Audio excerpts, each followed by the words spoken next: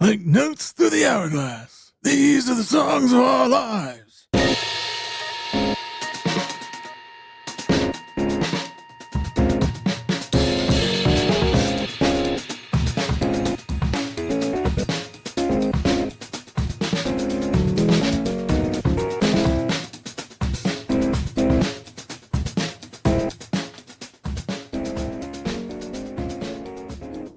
Welcome to the latest episode of Songs of Our Lives. I'm Brad Rose. I am a musician, a composer, a writer, the founder of Foxy Digitalis, and somebody who thinks about and obsesses about music and sound far more than is healthy.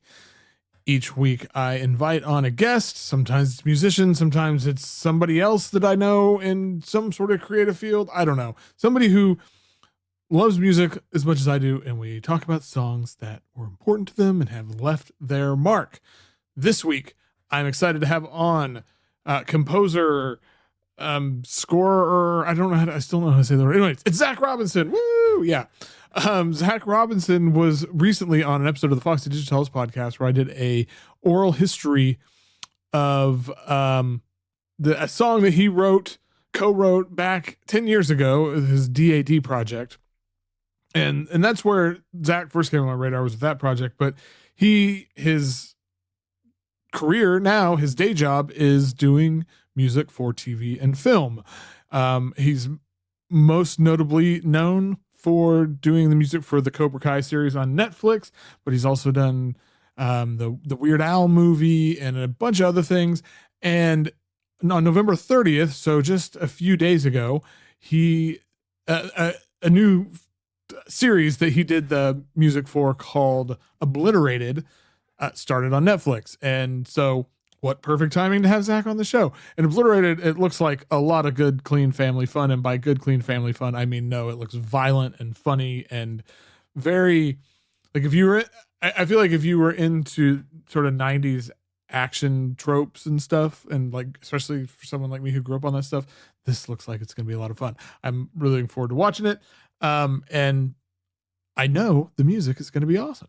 So anyway, yeah, check out the DAD album too. But just, if you know, Zach's doing a lot of really cool stuff, and it's really cool to, you know, see how his own voice is finding its place in the work he's doing now, collaborating with other people, you know, other like filmmakers and directors and all those people. So anyway, yeah, this was a lot of fun. We had a scheduling mix up, and we were like, oh crap, but we got through it. And I think it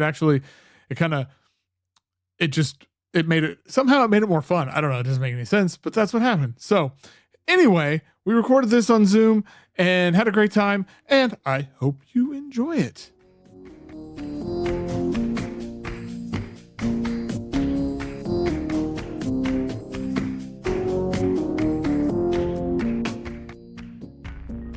All right, my guest today is a musician and a film and TV composer whose work a lot of people probably recognize from Cobra Kai, from the Weird Al movie, but Foxy Digitalis folks maybe most know you from DAD, especially recently here. It is Zach Robinson. How's it going? Amazing. Thank you for having me. And that DAD thing, The Love Will Make You Stay, Oral History, came out amazing. It was really fun to listen. I listened to it. I listened to the whole thing. I wanted to hear Sheree and Charlie. It was so much fun. It was fun. Yeah, I was, like I said, I'd never done one of those, and I was like, I don't know what I'm getting into, but it was, when I was putting it together, I was like, oh man, this is great. This is so well, it's fun for me too. It's fun to like hear like an oral history of like how it went down and hear their perspectives on it. So I really enjoyed it. Awesome. So I obviously, as we talked about on there, DAD has sort of most likely run its course. But you are very busy. Yeah. So like, I guess what have you been working on?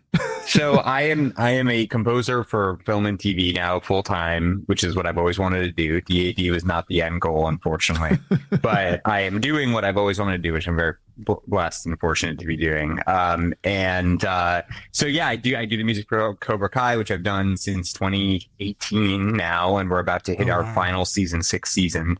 I did the Weird Al Yankovic story, which came out last year, which I got an Emmy nomination for, which is awesome. Oh man, and that's amazing. Thanks. And we actually just found out the album got nominated for a Grammy too, which is fucking insane. It helps when your name is next to Weird Al Yankovic, I gotta say. Yeah.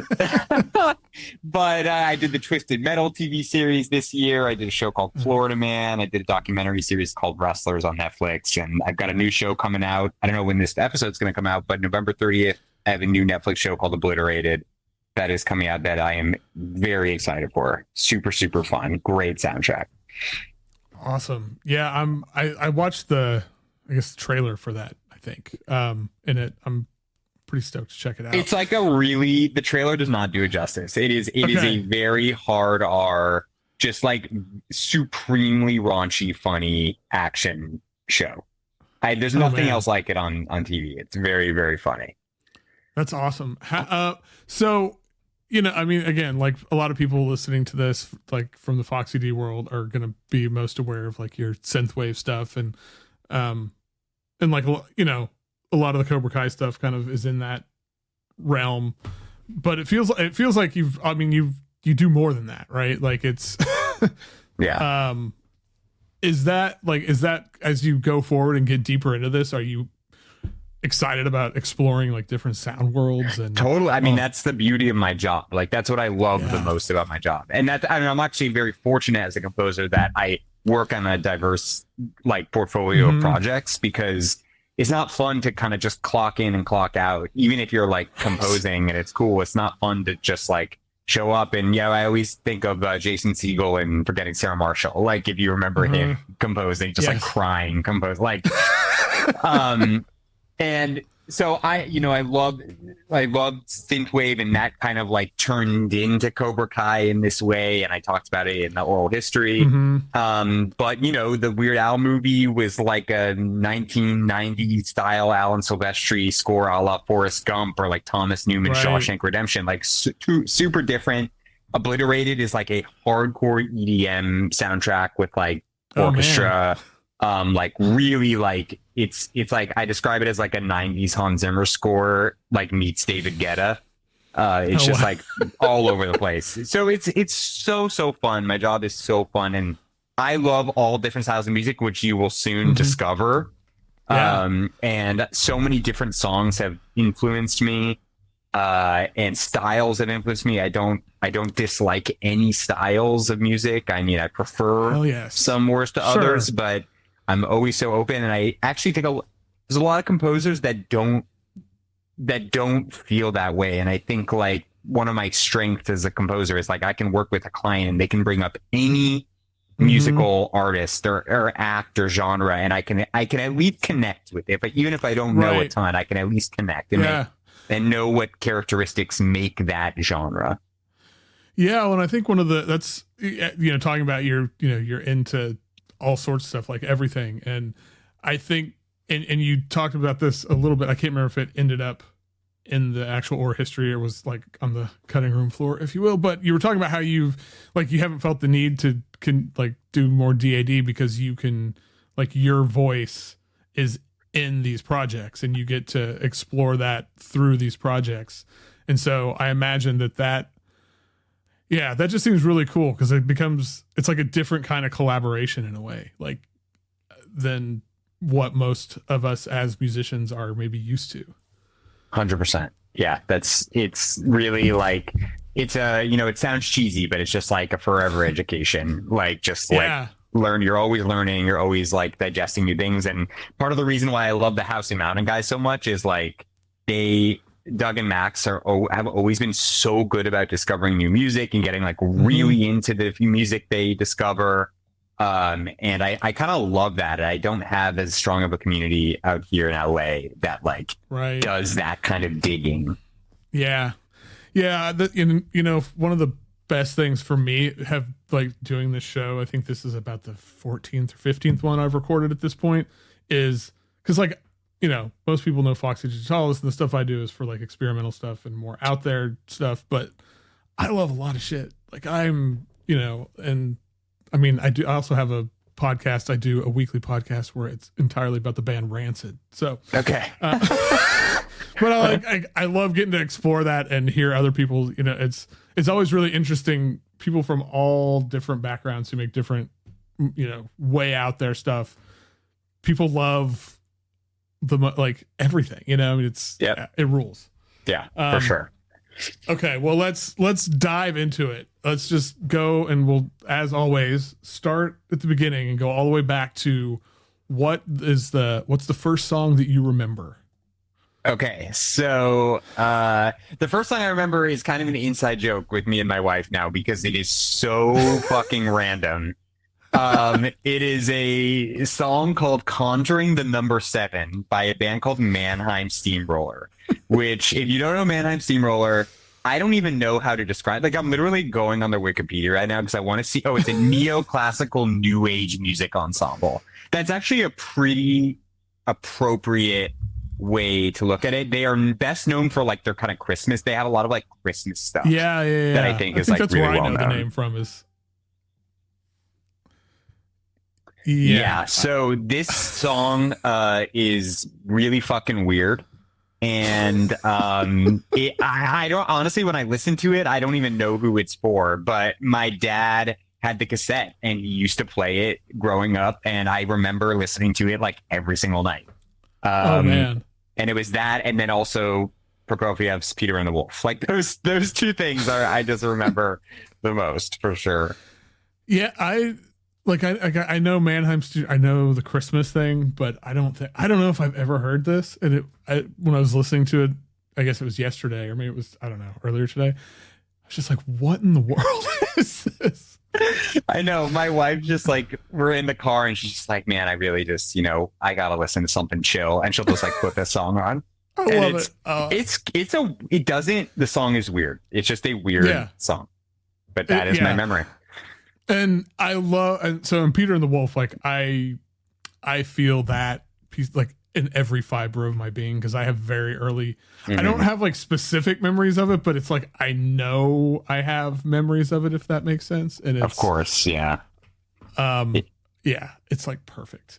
It's a legend. I mean, it's also just so proto film music, right? Like everything's like a motif, and all the animals have their own instruments, and it's just kind of that like very elementary education on scoring in a way. So, and I haven't listened to it in a long, long time, as maybe an adult, but I should listen to it. You totally should. I hadn't listened to it in a while either until this, and it hits different as an adult. Sure. I want to listen to it. Yeah, it's cool. And it does, and this is a good segue because it made me pretty emotional listening to it, because it was this, it takes you back very viscerally to this place. But so with that, what is the song that makes you cry, and are you much of a crier? So I'm not much of a crier. And I am just not much. I don't know why I'm not much of a crier. I'm sure my wife's a therapist, could dive into that. But the song that makes me cry is the song that most recently made me cry. And by the way, this will be a theme of this discussion today, is I got married in May. So, oh wow, okay. Just Like Heaven was played. I mean, honestly, I even get emotional like just talking about this. But like, Just Like Heaven was our recessional. So we kissed. Man. And then everyone is cheering at 180 people at the wedding, and like everyone's cheering. And then, Just Like Heaven starts playing. And, oh my God. And we make it to the back room, and I fucking break down. I just like, I hear Just Like Heaven, and it's just a beautiful song. And I love that like the music that we had was really like fun, kind of like emotional. Like it wasn't, I don't know, it wasn't so maudlin or anything, but it was just like a beautiful moment. So that song 100% makes me cry. That is awesome. I'm just imagining like the moment, like, and especially the way it begins and how just that. And yes, exactly. Oh my God. And yeah, man, it's I seriously, I get like verklempt, like as I think about it. I can imagine. I mean, it's thinking about that, and I mean, I've been married for 20 years now, and like, but still, like, you know, we have those songs, and I can't. 20 years in, there are certain songs that just, Well, there's another one on this list we'll get to that is also like that. Is just kind of like, are you a big Cure fan? I'm a big Cure fan. We're both we're a big post-punk goth family over here. I kind of wish I was goth. I don't have the cojones to do it fully, but we are just both a big new wave post-punk goth dark wave kind of family over here.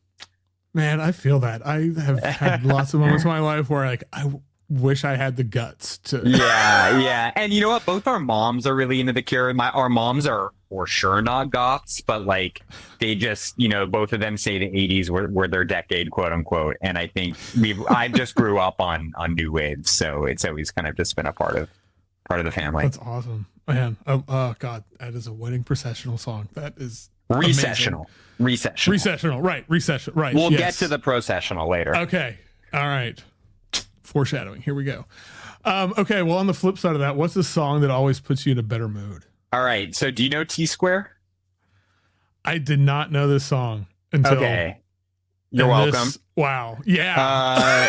So T-Square is a Japanese fusion band from the 80s, of course. And if you're fans of Cassiopeia, they're kind of the brother band to T-Square, and they do a lot of collabs and stuff. It's, you know, it's super high octane, fun Japanese style city pop fusion. And this song is in particular just a very, like, you listen to it and you cannot help but smile. And you know, there's what I love about, I also grew up on like, you know, 90s video game music, just like playing games and stuff. And like a lot of these guys who were in these Japanese fusion bands went on and scored video games. So like you listen to this and I mean, it sounds like Mario Kart. So there's this like double kind of like, it feels good. And then it is also nostalgic kind of. But I love this song, Omens of Love. And I actually, when I was in high school, for some crazy reason, we had a graduation, like not at graduation ceremony, but we had this thing like honoring the class. So like the whole school was there, and they asked me to pick the two songs they played. And I, as a 18-year-old, I picked this song, and everyone incredible loved it. Oh my God. So how could you not? I mean, I know it's true. It's true. Let's see. One of my notes here is like, because there's, I mean, throughout the whole song, but like that lead synth part, and then it is so, if that doesn't put a smile on your face, like, shit, I'm sorry for what you are going through right now, because it's got to be bad. And it plays like, you know, that's played on Iwi, an electronic wind instrument. So it's like, imagine like a cool saxophone player like playing that synth line. And the guitar solo is great. It's just a really good song. And I don't know why it's called Omens of Love. So how did you first hear this? I discovered this kind of stuff, YouTube 2007, like I was just diving down. I found Cassiopeia, and then I was like, all right, how do I find more of this? And that was that. The rest is history. Man, yeah, it is so good. Oh God, I need to hear more of it. Like, I probably listened to this. I don't know. You sent me your list, I think, on Monday, and it's Wednesday. So I've probably listened to this like almost like a dozen times since. Amazing. I can't wait. I need to play it. I hadn't had a chance, but I need to play it for my kid, because I think I don't know what she'll think. She's 10. I don't know. She'll and all she wants to listen to right now is Taylor Swift. So that's fair. That's totally fair. This is not Taylor Swift, but all right. No, I'm still gonna try. Yeah. Okay. Well, what is objectively the best song of all time? Okay, this is obviously just a ridiculous question, but this is I had to just go with something that I've been having it was like a very recency bias type thing. So my pick is My Heart Will Go On by Celine Dion. I don't know when the last time any of y'all have listened to this song. because I hadn't listened in maybe sincerely listened in like 15 years probably. And I put it on like a week ago. I was like, I was listening to James Horner, who's the composer for Titanic. And I was like, I'm going to listen to My Heart Will Go On. And holy shit. It's like, no wonder this was like the biggest song of the 20th century. Like, it is not only production wise, does it sound amazing? I think it's just a quote unquote pop song. It is just brilliantly constructed. Her voice is both just the most fragile, tender voice that obviously, you know, that modulation at the end is just destroys your body physically. Yeah. And then it's just a really good song. And then you think of I think you do have to like factor in the kind of like success aspect of it too, if we're talking about the best song of all time, and like, you can't top it.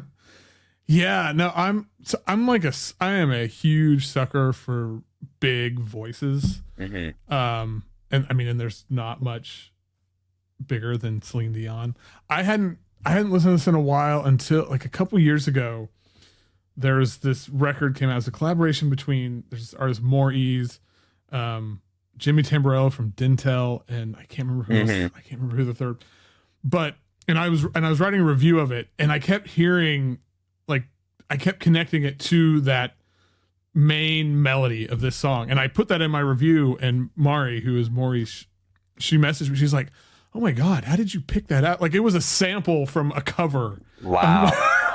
And so when I did, then I went back and listened to it, and it's kind of been like I've revisited it every so often because it's unbelievable. It's one of those, like you were saying, I get why.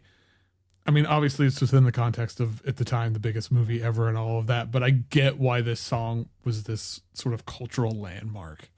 Yeah, absolutely. Like, and I kind of wish I was old enough to appreciate it because when you're younger, I mean, I was 1997, I was 8 when this song came out, and I was not listening to this song, or, you know, would tolerate this. I would not tolerate anyone listening to the song near me. So, you know, as you get older, you really appreciate the finer things. Yeah, I mean, so that would have been my freshman year of college, and I didn't want to hear this when I was, you know, a freshman in college. But then again, once, I don't know, I think it was later in life that I realized how much I love, like, I'm obsessed with Whitney Houston. Like, that's one of my, and like all of that kind of stuff. And again, like, that's why I love this. I love getting to talk about Celine Dion because I don't have to talk about that. Just like, I don't know, once you work with like vocalists a lot, you realize like, whoa, like she's on, like, that's, I don't know. It's like sometimes like it's really hard to quantify like what's the difference between like a Wayne Gretzky and like another NHL player or whatever. And like you work with, in my field, the only way I can compare it is like taking someone like Celine Dion compared to just an average singer who I work with amazing singers. Like, but like you hear Celine Dion and you're like, oh my God, like it's really, it's just next level. Yeah. I love it. This is one of the songs where I was like, God, what is this going to be the pick so for? You listen to the songs, but you don't know what they're the answers to. Right. Yeah. Okay, so, because it's like, and this is a song that I know really well. So, but you know, like, I mainly do that because there'll be stuff that I don't know, and would be a really boring conversation. Be like, well, that sounds cool. Okay, well, on a different tack here, what is so what's a song that you used to love, but now not so much? You find it a little bit like you just don't want to listen to it. It doesn't quite hold up. This one came really easily to me. It's Whole Lotta Love by Led Zeppelin. Yeah. I just, you know, I appreciate Led Zeppelin's place in my life, and I am a guitar player, and like that's, you know, how I came up and learning all the riffs and every Whole Lotta Love included. And I like to revisit a lot of stuff. Like, there's another song here where we'll get to, but it's one of my favorite bands of all time. And like, I'll re-listen to a lot of these bands that I used to be obsessed with, that I know like every single note to everything.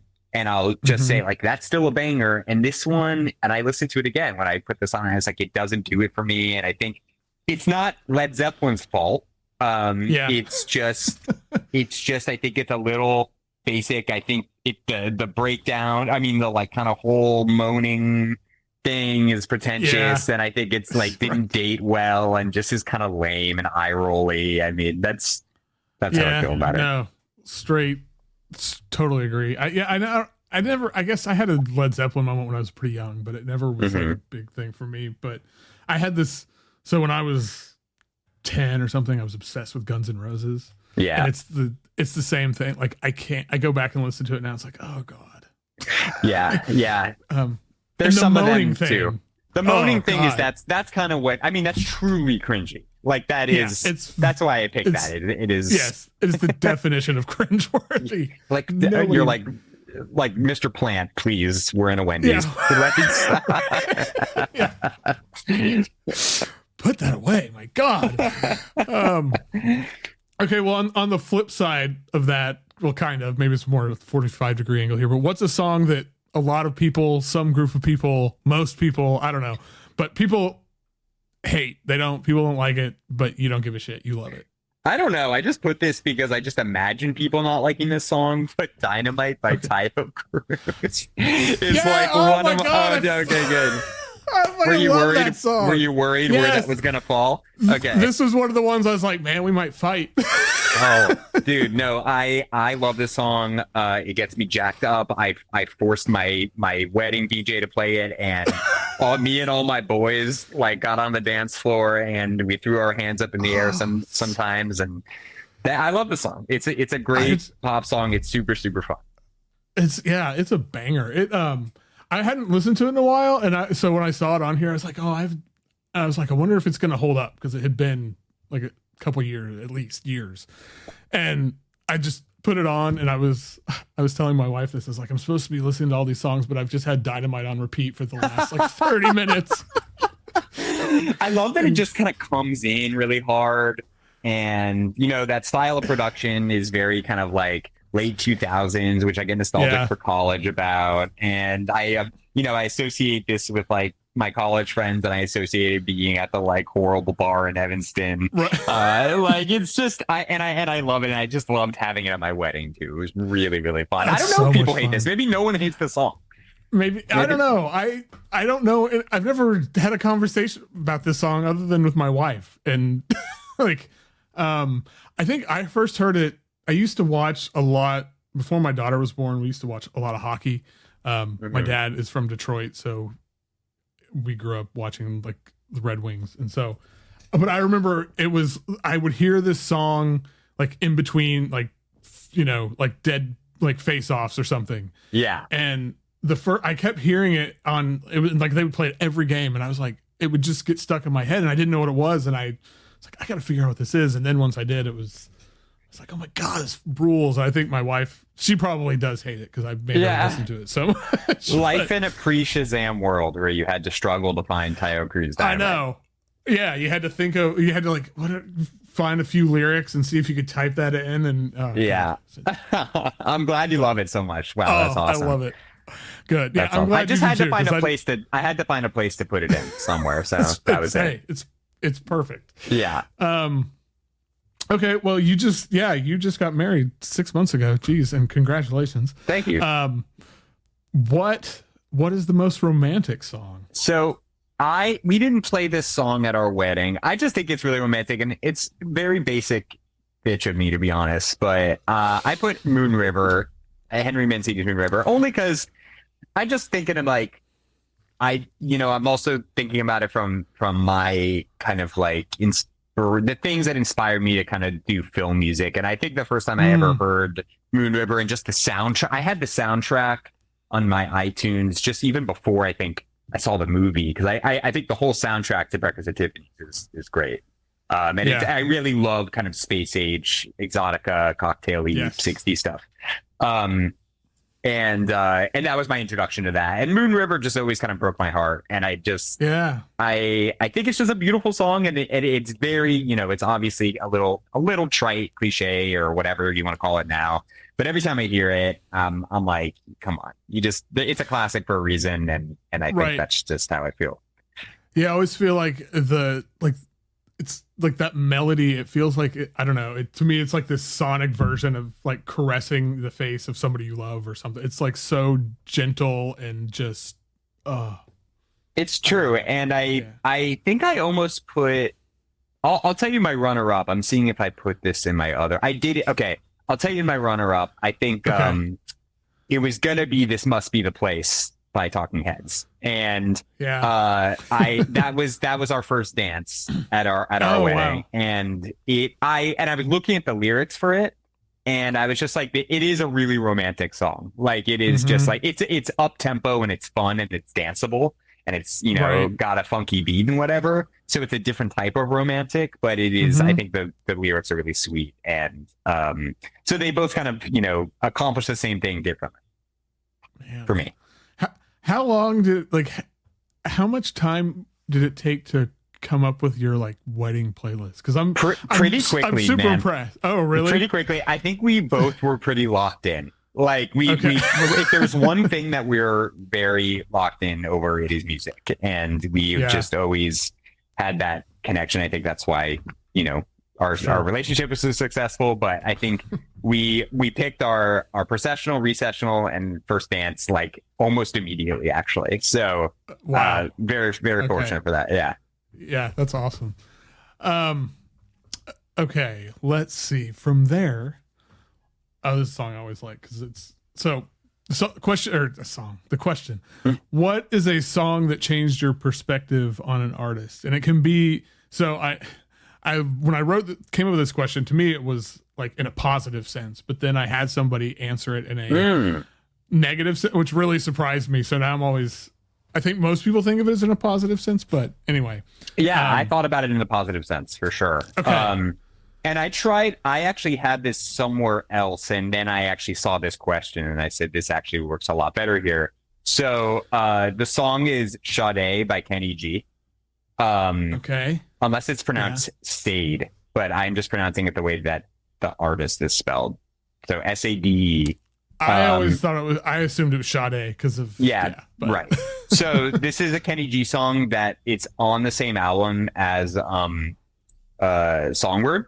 So that's the album that broke him out and started the Kenny G verse.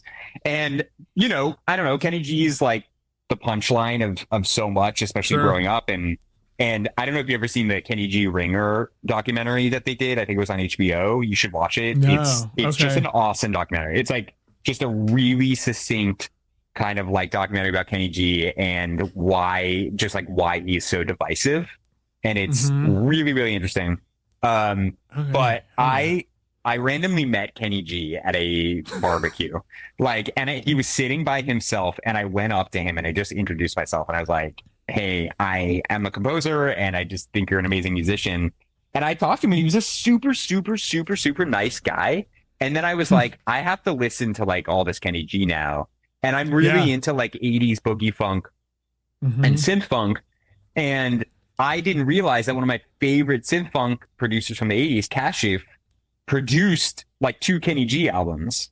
And this was like early mid 80s. So this producer Kashif or Kashif, I never know how to pronounce it, but he produced like Evelyn King. Everyone knows those songs like Love Come Down. Yeah. And I listened to this song. I was like, holy shit, Kenny G is amazing. Like this stuff is really, and I show this song to people when I'm like, yo, Kenny G's actually really good, and you have to respect. Yeah. So then once I discovered this song, I was like, oh, I got to go listen to everything. And it's funny now because I watched that documentary, and apparently Kenny G doesn't really he doesn't like really love this era of his music, which I think is kind of funny. He describes it as like, this wasn't really me. What is him is what he is famous for, which respect, but and I like a lot of that stuff too, but I heard this and I was like, oh, I gotta like actually have this in my rotation of music. Yeah, no, I heard this, I don't know, I can't remember what it was, but I remember listening to this thinking like, oh, this is what so many like vaporwave producers are trying to achieve. Oh, so there is a track. If you go to listen to the song on YouTube, all the comments are like, some vaporwave song brought me here. Like some big, yeah. Oh, yeah. Someone slowed this down by 30%.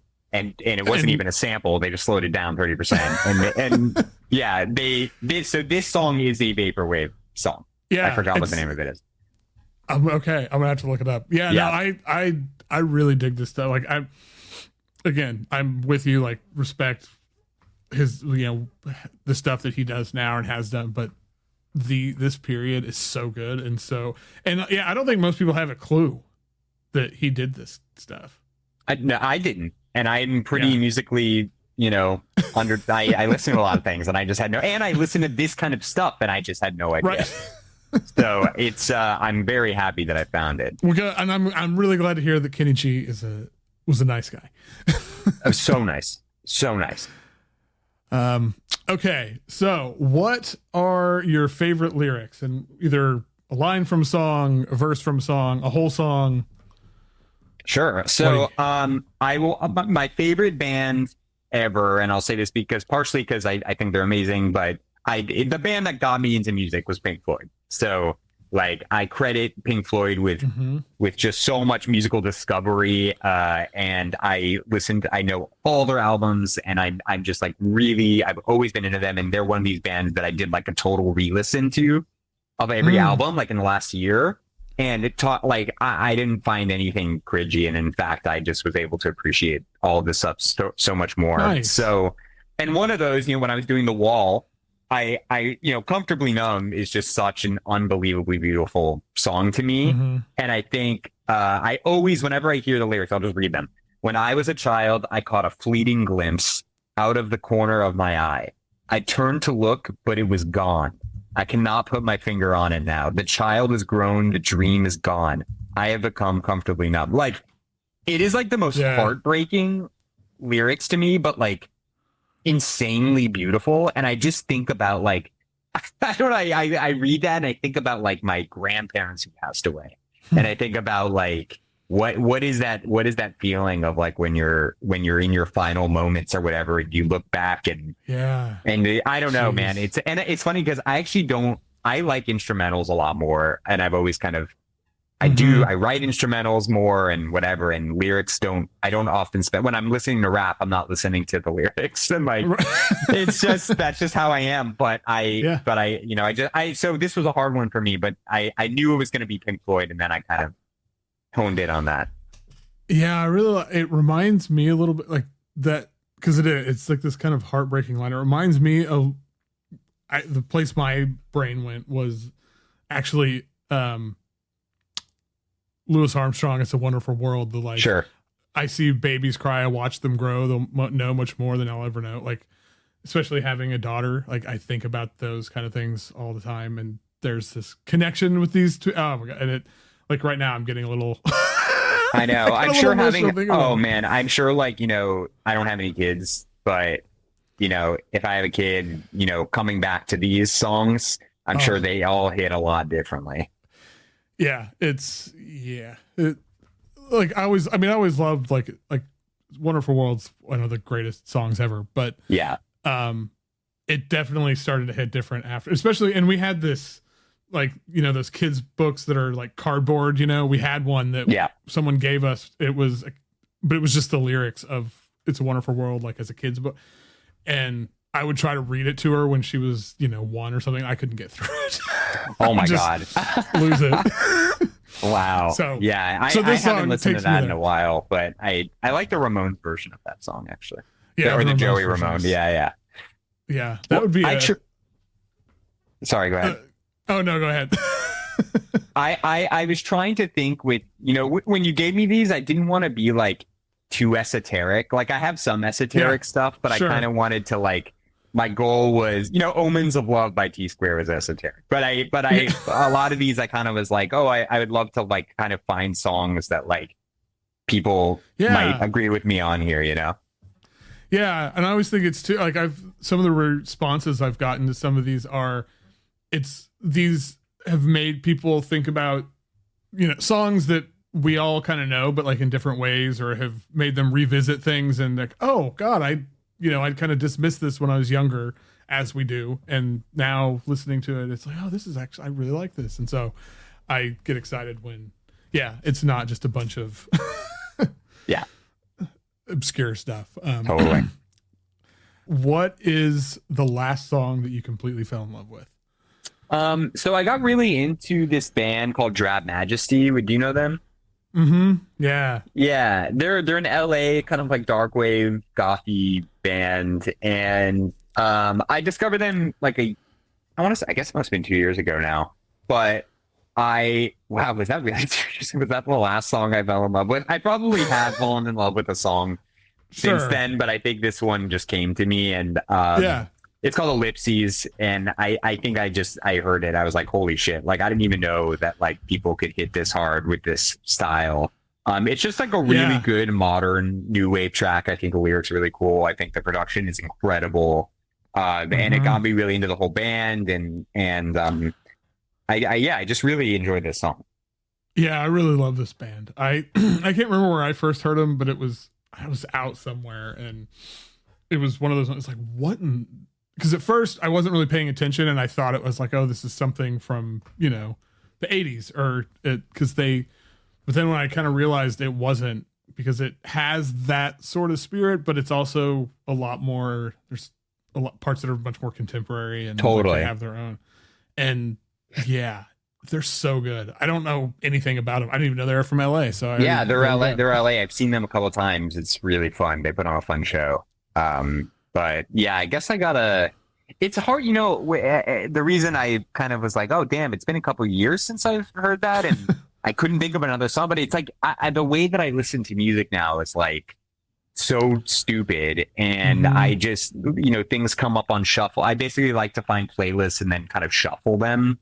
And that's how I discover new music, or do like radio, and then I like it. Yeah, yeah. And then I put on a playlist, and then I'll come back to it. And then I don't come back to it. Right. So it's just in this giant playlist. And I mean, look, it's a beautiful thing that we have access to all this music now, but is it hard to absorb it. And it's something I struggle with all the time. Yeah. I saw some meme the other day about TV streaming, and it was like, oh yeah, I love to try to find a show and have to look things up on Google and then figure out if I have one of the, if it's one of the 12 services I have. And if not, then I got to, this is so much better than getting a DVD. It's like, I think about that often with streaming music. It's like, yeah, it's a blessing and a curse. It often feels like too much, but also, I don't know. That's a whole. And I try to listen to, if there is an artist I like in particular, when a new album comes out, I like to do a full listen down.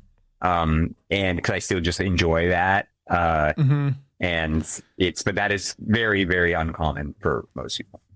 Yeah. Oh yeah. I mean, my wife's, we're the same age, but she doesn't, we talk about this all the time. She doesn't really listen to albums as much, or if she does, she'll often just have it on shuffle, because that's kind of the default. Yeah. And I obsess, or with my own music and stuff, I obsess over sequencing. It's I think it's an art form. And so whenever she's like, oh, I don't know, I'm like, oh God, you're killing me. I know. I don't shuffle the albums. When I listen to an album, I do not shuffle. Okay. Well, good. But yeah, Drab Majesty is great. I would love to see them live. They had a new album that came out. I guess it's kind of an EP. They're pretty long songs, but there's only 5 tracks. I didn't love it, but it's pretty different. So I give them credit for that. Is it new? Come out this year? Yeah, I want to say last month. Yeah. Oh wow. Okay, I haven't heard that. Yeah. I'll have to look it up. Interesting. Okay. Well, Okay. Well, what's the best hype song? And I'm kind of narrowing it down here. And I'm I know. Yeah, it's probably yes. Originally this was going to be Dynamite, but I put that over there. And then this song, this is one of my more esoteric picks. I don't know. Do you know these guys, Robson George and Lincoln Olivetti? I know sort of, but I know this song, and the song is fuck yes. It's awesome, man. Hallelujah. This is not a winter song. This is a spring into summer song. Yeah. It's called Hallelujah, and it is mostly instrumental with the exception of the chorus, which just says Hallelujah. And damn, it pumps me up. This was I had my bachelor party. My friend put this on, and we got super pumped. It's just a really feel good song. Great production. It's it's from the I want to. It's early '80s, I want to say, and it's the same producers who did like Marcus Valle, and it's Brazilian disco funk, right? Style. It's just like ecstatic and like celebratory, and this could have been the song that I thought this would have been the one that put you in a better mood for sure. Yeah, it does. The same about it. Yeah. It's so good, and oh my god, it's so good. It's so good, and the musicianship is top notch. Some of the the horns on it are particularly incredibly like Stevie Wonder-esque horn arrangements that you could just tell in the studio they had to do 1,000 times because it is tight, and they have like 9 instruments playing the same kind of patterns. But when I say that, it sounds like, oh, this is kind of like an out there fusiony thing or whatever, but it's not. This is actually pretty poppy. So it's a great song. It's one of those things. It's like, it's super approachable, but yeah, when you if you pay close attention to it, you like, which you don't need to, because it's just a vibe that is so good. But when you do, you realize, oh, there's a lot of really interesting and weird stuff going on here. Yeah, totally. I really love it. I would recommend your listeners check this one out. Yeah, if you're suffering from seasonal depression, like just go put this, like turn the lights up bright, put this on, and maybe it'll help. I don't know. I know it's raining in LA actually, first time of the season today, and I put on Bill Evans, and I was like, damn, this is super nice. Like finally a rainy day, because actually it's been really hot this November, and it's been Hallelujah days this entire month, and now it is a rainy day. It's been like that here. It's been 70, 75 and sunny almost every day in November. And it's nice, but I live in Oklahoma. I want some fucking seasons. Yeah. All right.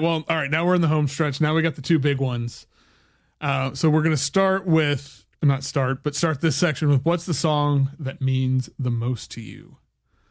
I was looking at the 2 left, and I actually think they're almost interchangeable. So it'd be interesting if you got this correct. But the song that means the most to me is "In Your Eyes" by Peter Gabriel. Is that what you thought? Okay. No, I thought it was the other way around. Interesting. Okay. So the reason, and this is the last time I'll talk about my wedding, but that was our processional, and so we didn't have. I'll start really quickly. On our second date, I brought my now wife to a bar that had karaoke, the same bar that Sheree and McHale worked at, Hyperion Public. Oh, man. And they did karaoke every Thursday, and we just went and they were doing karaoke, and I sang on my second date with my wife. God. I sang "In Your Eyes" by Peter Gabriel. And I love the song. I'm not a horrible singer. I just loved it. It was such a good vibe. When you sing that at a karaoke zone, people cheer for you. Everyone loves this song, so it made me look really cool, and it's a beautiful, beautiful song. And then I think it was like when we were deciding what song to walk down the aisle to, this just came up, and it was like, yeah, okay, great. Like, it's a beautiful song. It's a great song for that type of thing, and then of course it has just a lot of meaning to us, and now it means so much more to us now, of course. And we only had us in our wedding, so it was just me and my parents walking down when he starts the vocals. When he goes, "Love," oh, that was horrible. Love, whatever. I walked down, and then the pre-chorus when it goes, "All my instincts," when the drums come in, is when my wife came down, and everyone, God. I will never forget this. I just got chills. Everyone stood up and just started clapping. And it was so, you go to weddings and people walk down the aisle, and it's just kind of like you're just smiling and standing up, but people were rowdy. And wow. Look, my job is syncing music to moments. to moments, right? And I was like, this is when, Natanya has to walk down the aisle. She's got to come at that moment. And it was electric. And now it just means so much to me. And we actually just saw Peter Gabriel last month. He played in LA, and this was the encore, and it was awesome. Yeah, that was awesome. Man, that's I don't use this word often, but that is like truly epic to Thank you. It was epic. And especially have it, sync to that moment when the drums that comes in. Oh, yeah.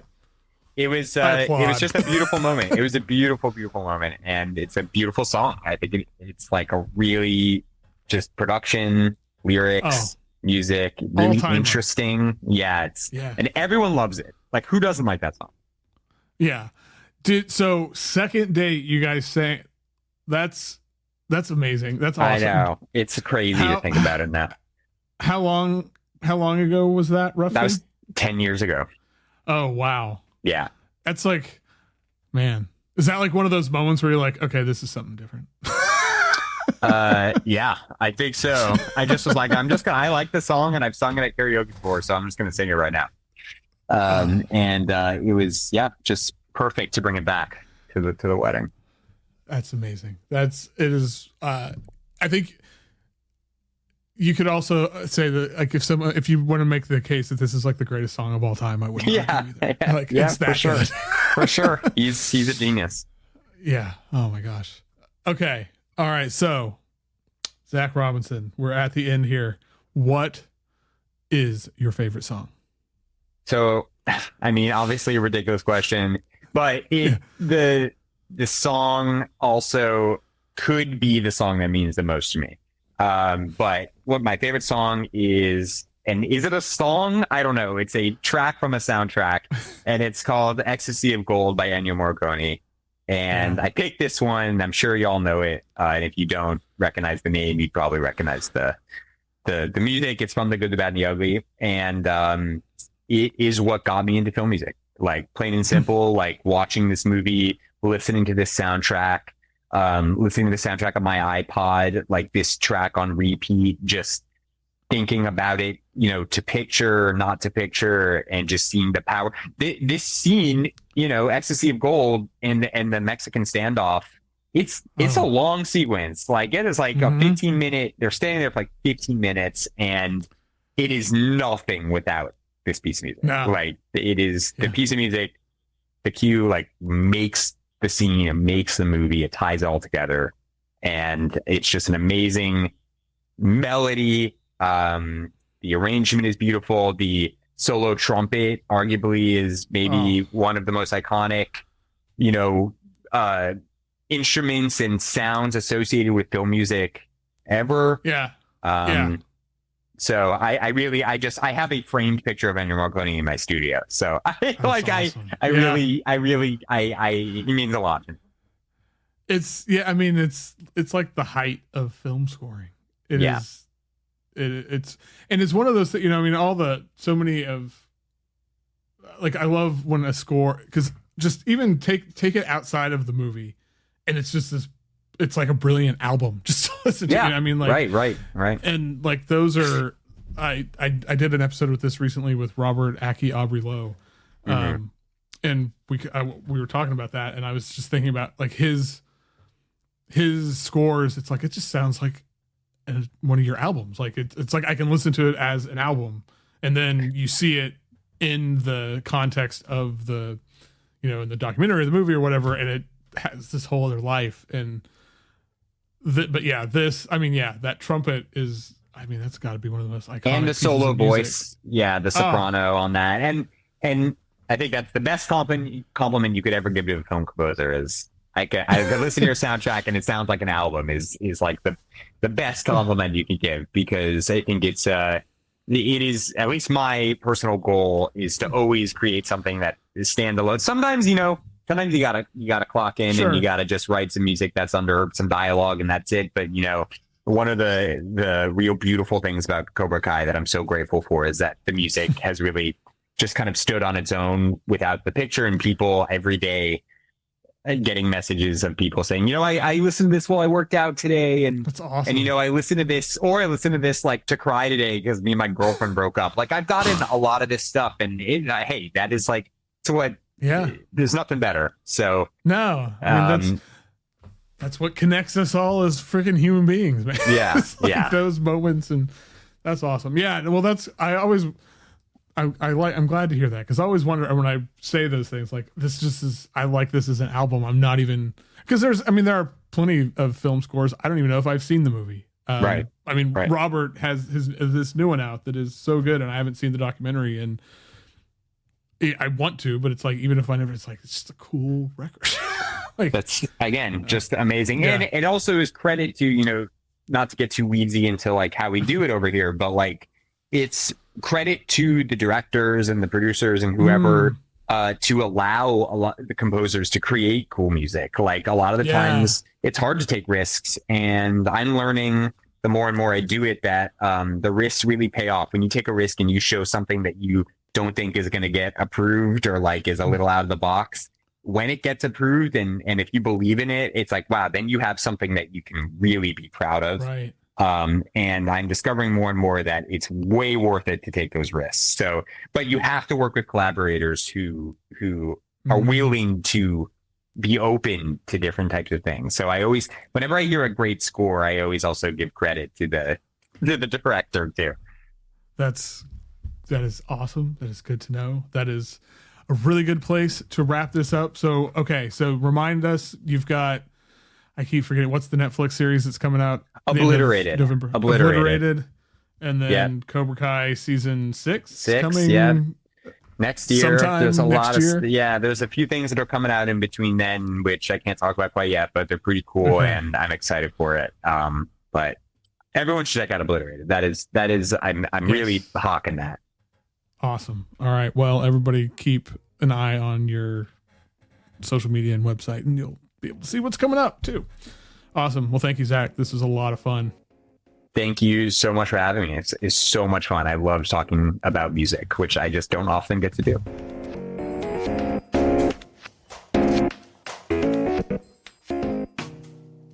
All right. Once again, 1,000,000,100,000,000,000 thanks to Zach Robinson for taking the time to do this, to talk about some great stuff. Oh man, I apparently, like, in the last couple of weeks, got to talk about Celine Dion, and I am so here for that. You know, Celine Dion rules. So, and it's really sad what she's going through. Anyway, I urge you all to check out Zach's website, follow him on social media, on Instagram, to keep up with what he's doing. And it's fun because you might learn about like a show or a movie or, you know, something like that you might not have been on your radar, but you're like, oh, Zach's doing the music for it, so I want to check this out. That's exactly what happened to me with this new one, Obliterated. So check that out. Check out the DAD album. As always, you can find a link to a playlist on YouTube of all of his picks, and there are some good ones. I think you'll be really surprised by that Kenny G song. As for me, you know where to find me on social media. Just search for Foxy Digitalis on all the places. Join the patreon.com/Foxy Digitalis. Would love to have you over there. You get these episodes a week early, and there's a whole extra Patreon section for each one with some more conversation and questions and just general fuckery. So with that, I hope everybody is rolling here in December, and until we meet again, I don't know, we're not really going to meet, but anyway, keep on listening to whatever the hell you want.